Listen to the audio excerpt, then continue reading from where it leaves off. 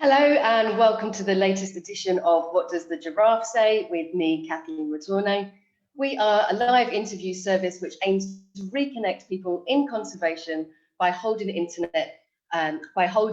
sessions over social media. I don't know if you have been following us before, but please do check out our social media pages where you'll see lots of other videos and find out lots of different stories from all the incredible organisations we've got around the world. Today, I am very honoured to be joined by Mike Kendrick, and he is the founder of Wild Shots Outreach, which is an organisation based in South Africa and aims to help communities get into conservation through wildlife photography. So, Mike, if I could just hand over to you, if you could tell us a little bit about yourself and how you got involved in conservation. Yeah, Kathleen, I'm struggling with that share. Okay. I'm really sorry. Hang on just a second. So I've got share this video with friends, and I click on share and post. Exactly public. That. Okay, sorry about that, folks. No problems. I think we should be on my personal Facebook as well as on the Wild Shots Outreach Facebook as well. I'm hoping that's the case. Okay, sorry. Yeah, good evening. Just run the first question past me again, please. Yeah, of course. So basically, I just wanted you to say a little bit about yourself and how you got involved with the organisation. Okay, so I'm living in South Africa now. I'm originally from the UK. I've got a background from the UK in education. I used to work in state education there. Always been interested in social upliftment and conservation, and I was a keen wildlife photographer as well. So I took those three things together and I tried to put them together into this project that I call Wild Shots Outreach. And I wondered, what would happen if you taught conservation? What would happen if you taught wildlife tourism to young people from local communities using digital photography and introduce them to the joys of taking photos on digital cameras? When we moved here to Hoedspruit, which is right on the borders of the Kruger National Park in South Africa, I was really shocked to find that none of the local young people, none of the school children or the young people between sort of 18 and 30 had been into the Kruger Park, and it's right next door. It's 25 kilometers away from their schools or from their youth development centers. And I found that really shocking. And I also wanted to do something about that. So I wanted to address all of those kinds of things and put right the fact that so many of these young people hadn't been into the Kruger Park or the reserves right on their doorstep. Yeah, I mean, I know that is a big problem in a lot of African countries. Can you talk to us a little bit about how the program actually worked? How do you decide on the schools? And also, how do you decide on the students? Yeah, so the program works. We teach the program by going into schools or going into groups with young unemployed for 5 workshops. And the program always includes a game drive at the end of the workshops. So I teach them real photography, creative photography, no auto settings or anything like that. And we take photos in the workshops. And then they put their new skills into practice on what is normally their first ever game drive. Yeah. And then with that, how do you then fund that? How do you get people to back it? And do you have sponsorship for that? Yes, I do have sponsorship. I have wonderful people that support me. Although it's always an issue, and you're always looking at your bank balance going into every financial year and halfway through the financial year. You're always looking at that kind of thing. I've got one philanthropist from the UK who supports me in quite a big way. I've got an American foundation that supports me in a big way. Underneath them, Canon have been helping us through their young people's program, and I also get support from VTech Manfrotto, the camera bag and tripod company. On a smaller scale, individuals support us by paying for maybe one school program a year, or individuals donate cameras, or they might be donating secondhand cameras, which some of the guys are going to use. So it's funding and support is always an issue, but happily, you know, it's proved to be a really attractive program, because the output is really cool, because you get photographs that have been taken by young people that maybe haven't been exposed to these iconic animals before. It ticks the conservation box, it ticks the education box and the social upliftment box. So yeah, it's really popular. It's really popular with funders. Excellent. And then with the schools, how do you build up relationships with them there to ensure that you're kind of going to the biggest need? Yeah, I've been really fortunate in that I've got a family of schools now that I've been going to for nearly 5 years, and I go back to each school every year. So there's a legacy, there's a continuity there. The same, I started going 2 years ago, 3 years ago, I started going to the young unemployed groups in those same communities. The one thing I can't do is I don't like choosing the young people that are going to go into the program. So I ask the principals to do that for me, and I ask them to choose maybe 2 people who deserve to be rewarded for their improvement, necessarily the best students, but students that have improved. 2 students that deserve to be rewarded for their attendance, 2 students that are creative and will benefit from the artistic side of using a camera, and 2 students finally who perhaps their curriculum hasn't reached but have shown potential in other ways but don't really engage with the traditional school curriculum. And I try to make sure that I never work out who's who and which is which. It's really exciting. I find it really inspiring working with these young people. Yeah, I can imagine, and it's actually having a huge impact on their life. So I'm sharing the screen now. My Wi-Fi is not strong enough to allow me to crop it now that we're live, but we can at least see the pictures.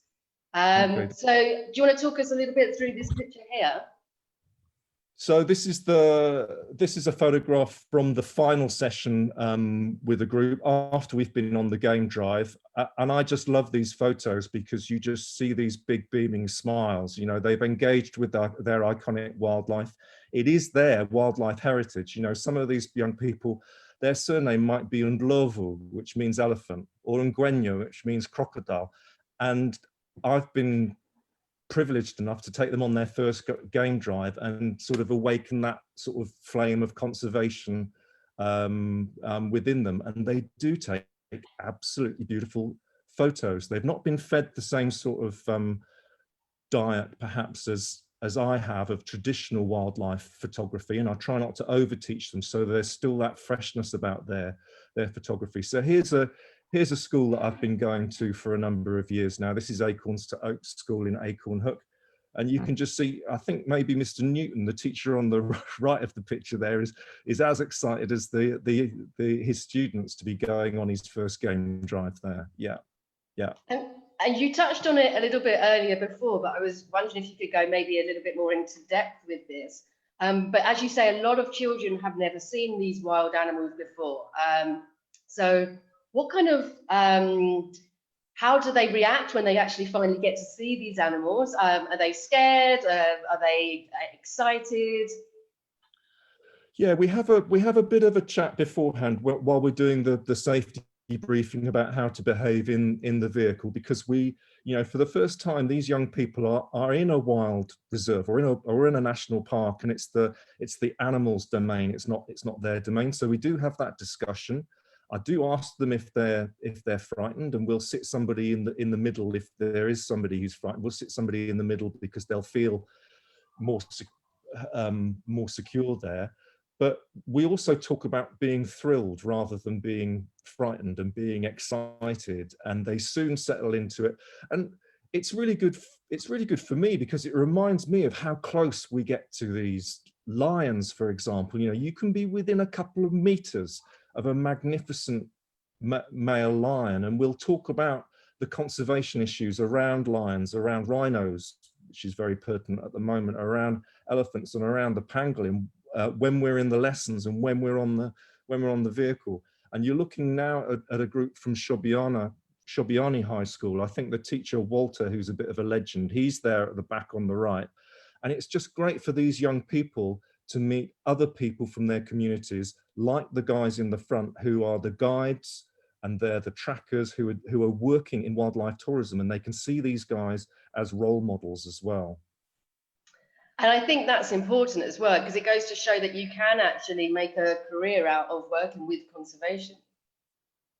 Absolutely. And surprisingly, a lot of the local communities are not aware of how a lodge works, how many people are employed within the lodge industry, how many people depend on their jobs at the petrol stations in town or the supermarket in town because of the tourist trade coming through here. But we mustn't overlook, and I did overlook at the start when I started it, I overlooked the workshop images, and the workshop images that they produce, I soon realized were just as important. This is a particular favor of mine taken by a young man called Sipo Siponti from MP Matabea High School in Green Valley. And this symbolizes for me a little bit about what my project's about, because this is a young man from a local community smiling and looking through a fence. And what I'm trying to do is get them through that fence and into those reserves and into those national parks and make those smiles even bigger. Yeah. I absolutely love what that stands for. And how do you see their attitudes change once they've been going out on these game drives and learning about photography? Do you think that they're now becoming both more passionate about conservation, but also kind of more confident in what they can do as well? I believe so. I believe it works in both ways. It's about conservation, and it's also about self-esteem, because there's a lot of conservation content in the course that I teach. You know, you just have to look at Futalare's smile here when he sees his first elephant, and he's got his picture of that elephant. Nobody else's. It's his picture. It's his ownership. He's going to be, you know, I've worked in education a long time, and I really believe in being positive and using praise. And it's about giving these young people a pride in what they're doing, a pride in their photos, a pride in themselves, so their self-esteem boosts, and a pride in their natural heritage. You know, it's very difficult for a young person to respect and be proud of a rhino or an elephant and worry about poaching if they've never seen one and they've actually been prevented from seeing them. Yeah, I mean, that's true. It's often a space where people have to pay to enter, to go into these wildlife parks, and that's not an option for a lot of the local people. Yeah, absolutely. And under apartheid, it was impossible. And there's still that legacy there in that it's not a kind of aspirational thing to do if you come from the local community. But it's interesting that that seems to be changing. Some of the school principals for a treat are now taking some of their pupils are organizing trips into the park themselves. And to get on the Wild Shots course, the Wild Shots outreach course, you know, is a real premium. And the younger kids know that it's coming around every year. And so they want to get on that course. This is Andres from a school in Bismarck, from Lepono School in Bismarck, out near Korongwe, actually, if anybody's watching from this area. And this is the expression on his face when he sees his first wild rhino. You know, just an incredible expression for me. And you can tell, you know, what an effect it has on me and how it motivates me when I see inspirational moments like this. Yeah, I think this picture absolutely perfectly captures like the look of like amazement and surprise and awe when they do see their first wild animal. Yeah, absolutely, absolutely. And then when you also provide them training with the camera equipment here, how easily do they pick this up? Is it something that is quite natural? Obviously, I assuming that a lot of them, this is the first time holding equipment such as this. You know, they're young people. They're tech savvy. They know how to use know how to use a cell phone. They get into the technology really. They get in really quickly.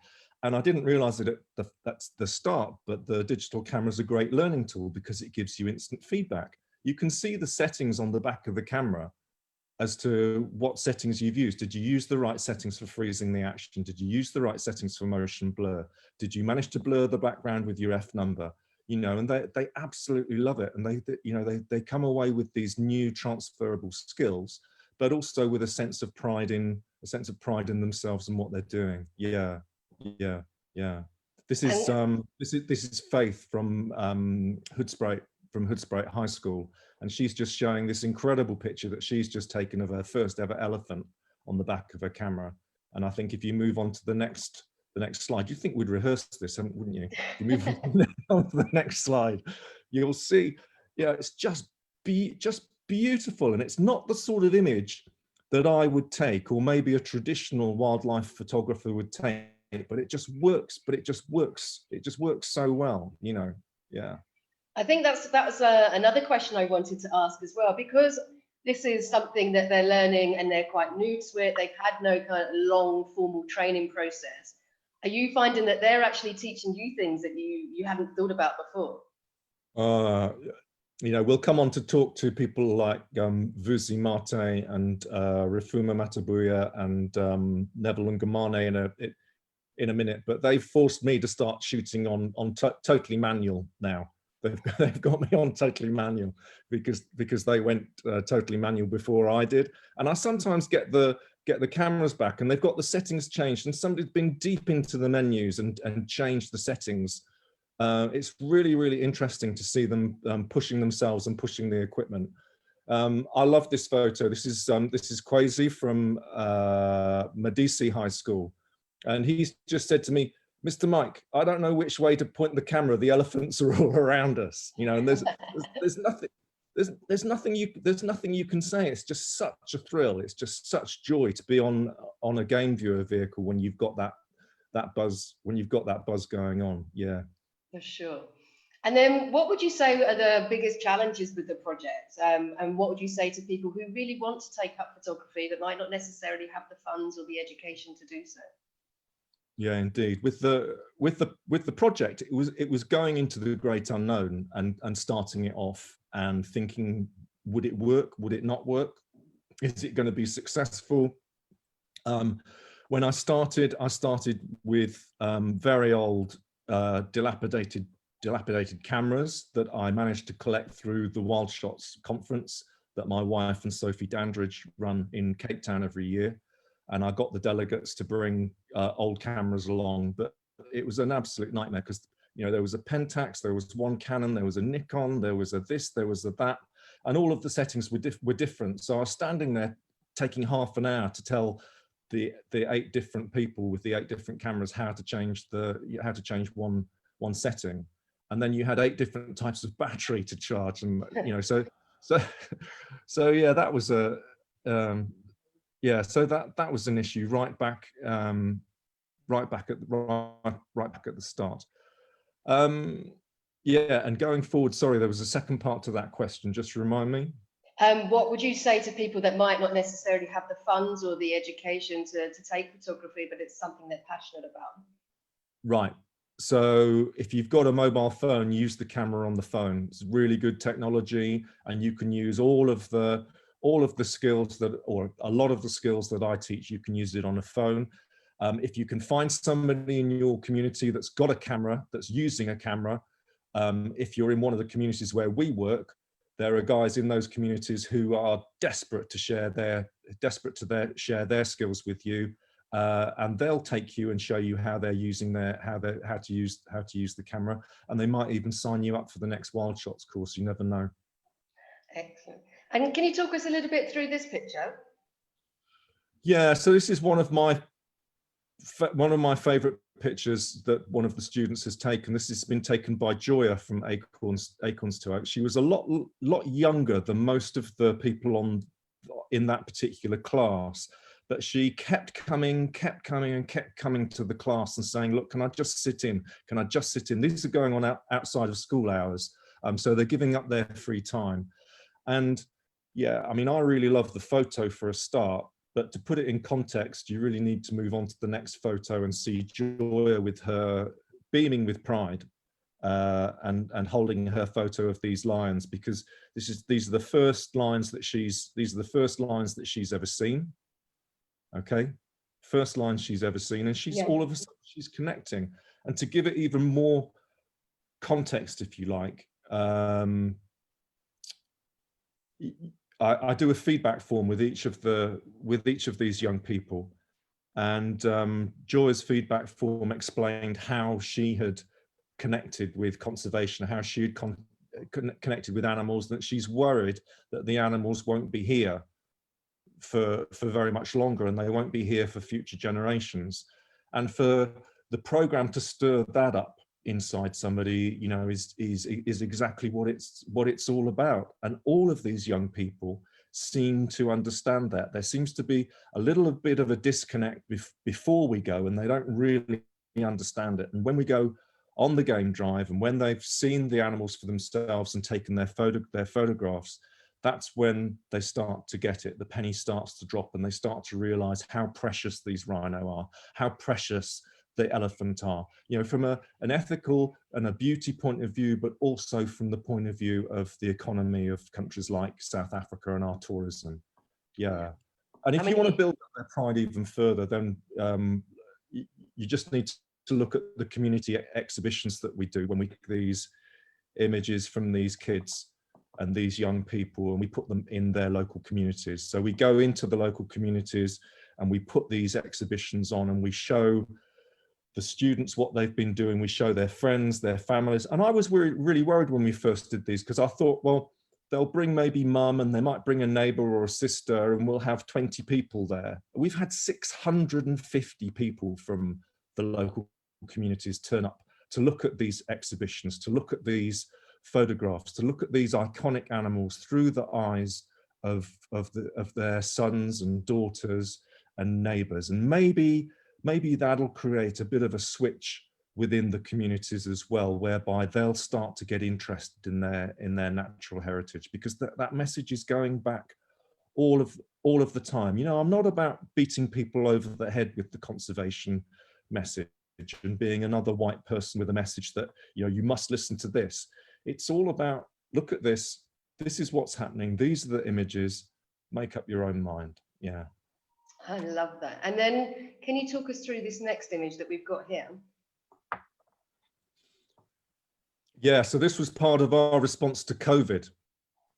This was part of our response to COVID. So obviously I had to suspend my school activities, and I've only just gone back into the youth groups actually 2 weekends ago. And we had to stop, and we had to think about, you know, what we're going to do, how we're going to remain active. And I worked on assignments with some of my top photographers. I gave them assignments, and it was all leading up to an assignment that I thought to do about lockdown. And these young people took these amazing images, really creating a bit of a stir, because in the Hoedspruit community, we don't really know what lockdown means in Acorn Hook, and Acorn Hook's, you know, 25 kilometers away. We don't really know what it means. And so these images just gave us a little bit of a feel for what was going on in those villages and in those towns. And the photographers produced such great work that the Sunday Times published them. That's the South African version of the Sunday Times published them, and the Daily Maverick, one of the biggest daily newspapers here, published them. It was really interesting, and they formed the basis for a public information film as well that was created by one of the students that I'll talk about a little later on. But I was so proud of these guys and what they produced. Yeah, that's such a powerful image. I think it really kind of hits home. Okay, and is this one of the exhibitions that you presented? So this is Vanessa. Yeah, this is Vanessa from Frank Macanyana Secondary School, and she's showing off her beautiful images of the first lion she's seen and the first rhino she's ever seen to her mum here. Yeah, and you can just feel the pride, you know, between the two of them into going through what Vanessa's achieved. And this is the way I also use this image to show the way that I display the students' images, because again, it could be just another picture of a lion or another picture of a rhino if it's taken out of context, but you've got that black and white photo of Vanessa that one of her colleagues in her class has taken, and it's got some content from her feedback form about what it was like to learn about conservation, how her feelings have changed, which is her favorite animal, and why. And you know, we get to the point now where we talk, you know, what's the point of people from local communities? Why is it important that people from local communities get access to the Kruger Park and get access to the reserves and get access to their natural heritage? Yeah. I think it's a very important message. And then what's the story with this one? Okay, so one of the things that we did during lockdown, during the COVID lockdown that we had recently, and we had quite a severe lockdown here in South Africa for those who are tuning in from overseas, watching this from overseas. We set up a bursary fund. The philanthropist from the UK that I was talking, that I mentioned earlier, said, you know, what happens to these talented young people that you identify through the program? And it doesn't have to be somebody who's a talented photographer. It could be somebody who's passionate about conservation, or somebody who wants to go into the service industry, the hospitality industry. And this was one of the guys that we're now supporting through this bursary fund. This is Wisani Ngwenya, and we've managed to pay for Wisani to attend after media college. So he's attending, he's learning to be a filmmaker. He's doing 3 years BA in filmmaking, all thanks to this bursary fund. And his tuition fees are paid for, his accommodation, his food, his transport when he comes back to the village of Ludlow, where he comes from. That's, you know, he's all supported. He's completely supported in that way. So that's an opportunity which, without this philanthropist and without this bursary fund, he wouldn't be able to access. Yeah, and so that bursary fund has been an important development during lockdown. So there's a face that we need to remember for the future. Yeah, exactly. So he put together and did the voiceover of the government information film, which I think has had 6 million hits now for Brand SA. So it's a public service government information film that goes on our TV system, and it was on almost every night. Yeah. Yeah, so very, very proud of him. That was courtesy of Ebony and Ivory, a PR company who picked up on his photographs from the assignment that I was talking about. And if others want to support you back home, is there a way of doing so? Do you have like an NGO where people can support to help other people go through these programs? Yeah, we're a registered South African NGO, so you just need to go to our website, which is wildshotoutreach.org, and there's a facility there. You can find our banking details. If you want to contact me as to how the best way to support us is, then my email address is there. You can find me on Facebook or on Instagram, and people do support us. You know, they might come in, they might have a second-hand camera that they want to donate, or, you know, they might want to support one school, or they might say, well, we can support 3 schools. You know, how do we go about that? Yeah. Okay, so there you go, everyone. You can see the email address along the bottom of the screen. So please, if you can help, then do so. What's the story behind this picture here?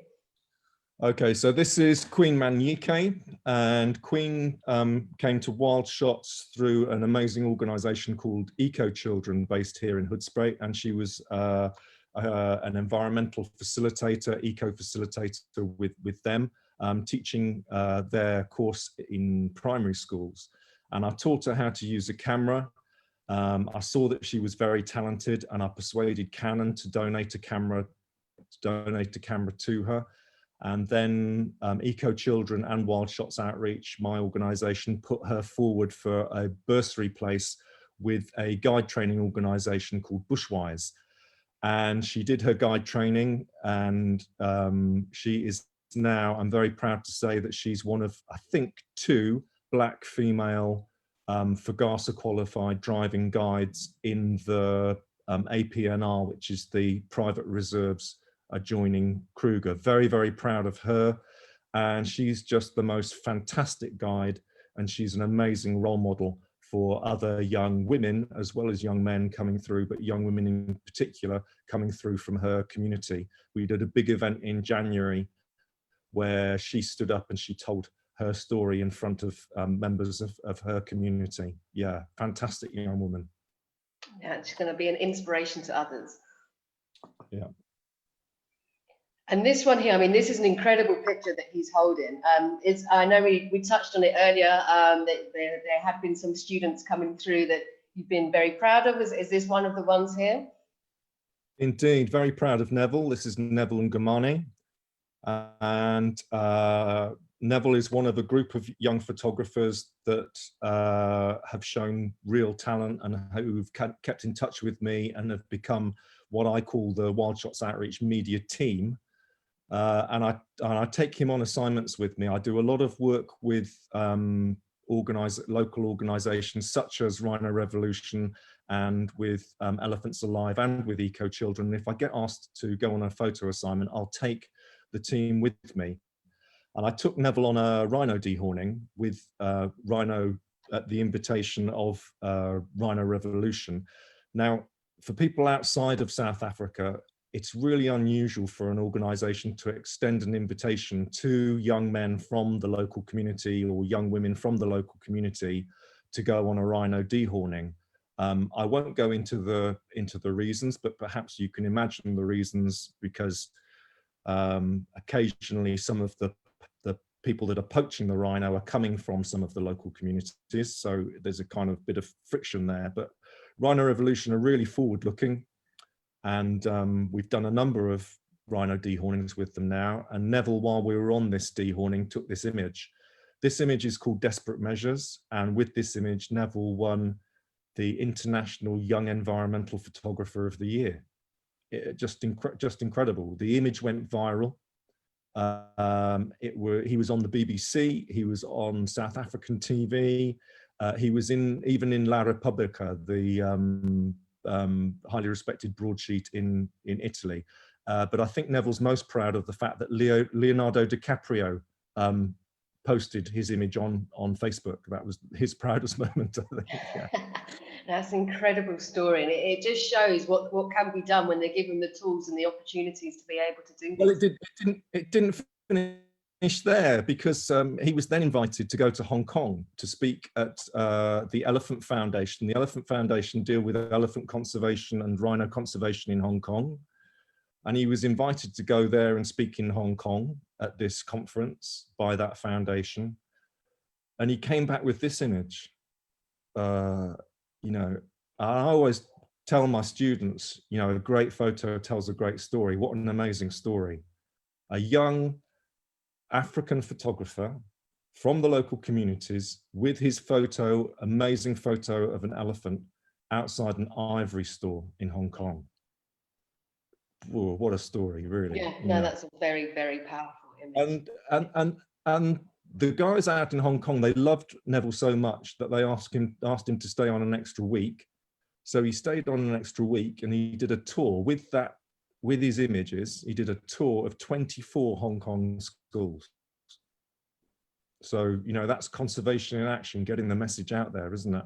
Because that's 100%. where the rhino horn is going to. It's going to the Far East, you know, and rhino horn, it doesn't make you a better lover. It doesn't cure cancer, and having a rhino horn on your desk doesn't make you a more respected businessman. You know, a rhino's died to put that horn on your desk or in your supposed medicine. Yeah, sorry, anyway.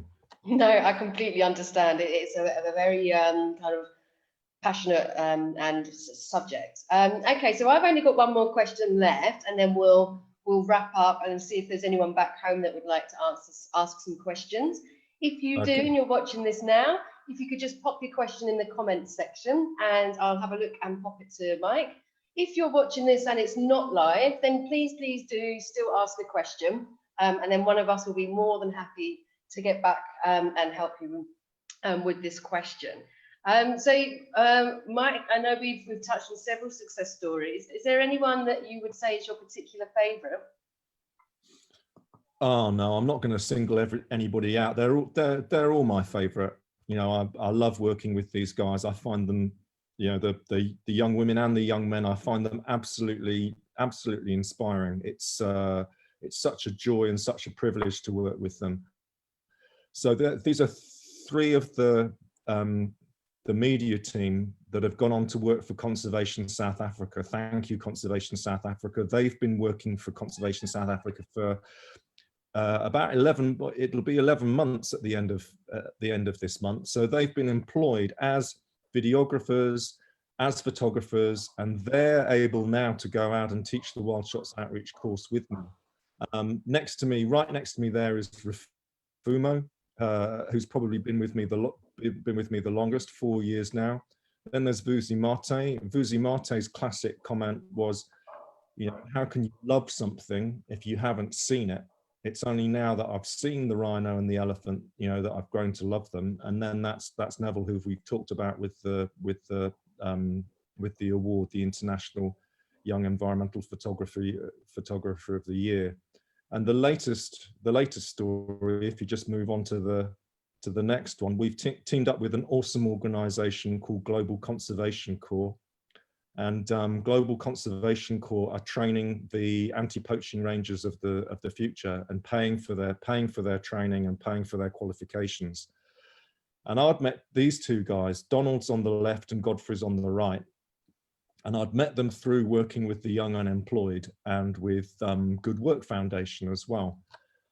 And I knew that photography wasn't the right avenue for them, but I knew that there was something in them that I'd find them something somewhere. And I just knew when the opportunity came up for them to train as anti-poaching rangers. These are rangers that lay their lives on the line, you know, for our rhinos and for our elephants and for our wildlife and for our pangolin. You know, I just knew that these were the two right people. They went down from, I think there were 600 applications, and they went on to be 2 of the 12 that were selected. And taking it from there, I took Godfrey recently on a rhino dehorning exercise because I thought it would make such a great reward for him and such a great story for us, for Wild Shots Outreach, to take somebody who's just qualified as an anti-poaching ranger and get him up front and get his hands dirty on a dehorning operation. So this is, you know, this is a really serious operation. This is where trained vets and trained veterinary nurses are taking the horns off these rhino so that the poachers won't come and poach them. So they're taken off with a chainsaw.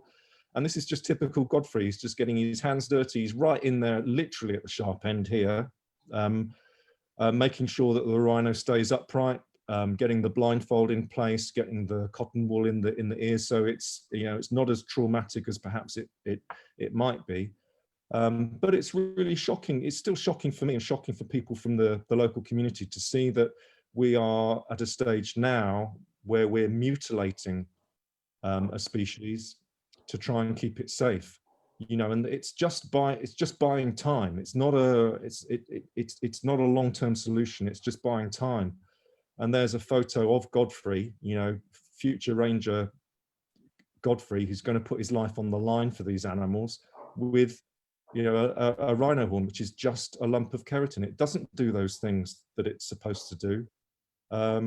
You know, and this illegal trade, it has to stop. And maybe with more voices from the local communities, maybe we can help to stop it. Yeah. Yeah, 100%. Okay, so we have one question from back home. And we've got Lisa Patterson asking if you are going to be rolling out your outreach program to any other parts of South Africa. Right. That's a possibility. We had plans during COVID to roll it out in Botswana, and I was really looking forward to that.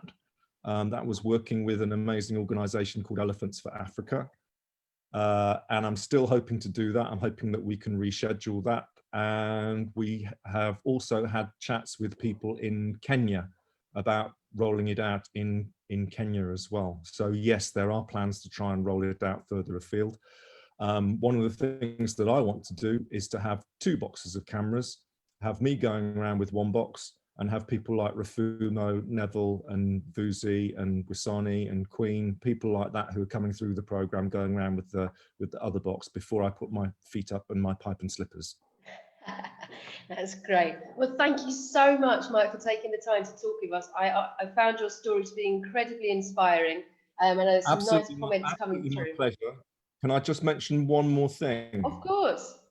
I'll just mention one more thing, actually two more things. You touched on something earlier about what were the issues. Getting the game drives organised was an issue when I first started, and Thornybush Game Reserve came to the rescue and have been so supportive. So big shout out for Thornybush Game Reserve, because they've been amazing.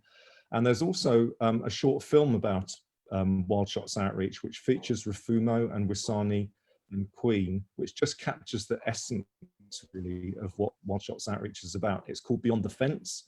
It's winning all sorts of awards. It won at the Irish Wildlife Film Festival, Best Short Film. It won Best Cinematography in a US film festival just before. It's sweeping the board with short film awards at the moment. It's made by a young filmmaker called Tessa Barlin, who's just captured the essence of it. If you get a chance to see Beyond the Fence, do take the opportunity. It's only 12 minutes long, but it features these guys and their stories. It's absolutely amazing. Thank you.